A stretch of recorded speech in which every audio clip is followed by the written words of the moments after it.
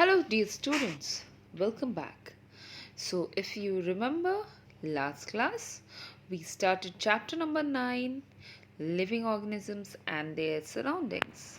And today we are going to continue with part 2 of this chapter. In this chapter, we are going to cover the following topics: habitat, components of a habitat, and types of habitat. What is a habitat? The surrounding where living organisms survive is known as its habitat. The organism depends on their habitat for their food, air, shelter, and other needs. Habitat means a dwelling place, a home. Like you live in your home, you need a bed to sleep, you need the TV to be watched, you need food to be available in your house, you need a sink to wash your face, etc. So, similarly, all living organisms have their habitat and they depend on their habitat for different needs of their day to day life. Several kinds of plants and animals may share the same habitat. Like if you go to a jungle, then that jungle is shared by the king of the jungle, that is lion, and to many microscopic organisms, plants, trees, etc. Components of a habitat. There are two basic components of a habitat, that is the biotic components and the abiotic components. Some of the examples of the biotic components are plants, animals, and microorganisms.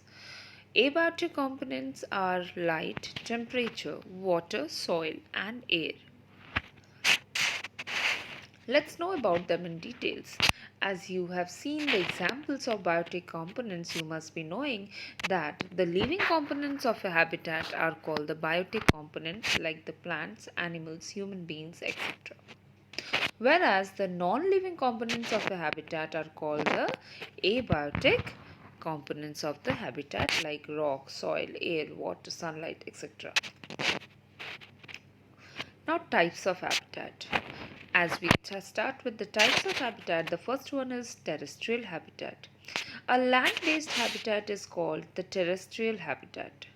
The terrestrial habitat includes deserts, mountains, forests, grasslands, etc. The garden, the field, the soil, the home, these are all terrestrial habitats. Types of terrestrial habitat.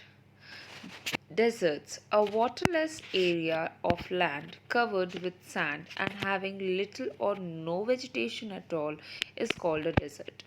Mountain regions, the mountain habitats which are usually very cold and windy.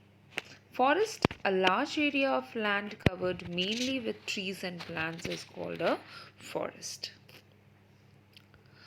Aquatic habitat. Aquatic habitat is a water-based habitat.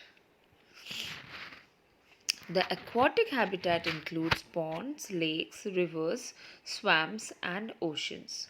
Plants and animals which live in water are said to be aquatic animals. Types of aquatic habitat. Ocean, a very large area of sea, is called ocean. Freshwater habitats are like ponds, lakes, and rivers, etc. Now comes adaptation. What is adaptation? The presence of specific body features or certain habits which enable a plant or an animal to live in its surrounding is called its adaptation. Different animals are adapted to their surrounding in different ways.